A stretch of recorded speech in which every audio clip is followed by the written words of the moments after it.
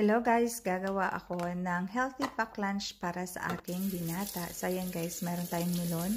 Hugasan muna natin ito bago natin ito ihiwain. So now, pagkahiwa natin guys, slice na natin itong maliliit para madali niyang kainin at saka ilalagay natin ito guys sa Tupperware para hindi siya maduro kung ibabalutin lang natin. Kailangan naka-Tupperware siya para syempre alam niyo na yung melon ay nagwo-watery yan. So, kailangan keep siya, di ba? Safe siya na hindi mababasa yung kanyang bag.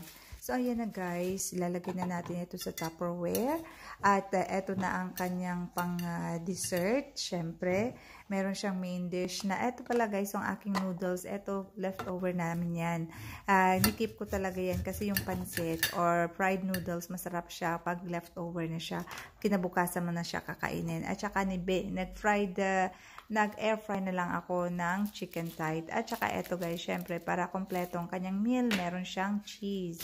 So yan na guys, babalutin na natin ito. At ito na ang magiging pack lunch ng aking anak. So kayo guys, ano bang pack lunch ng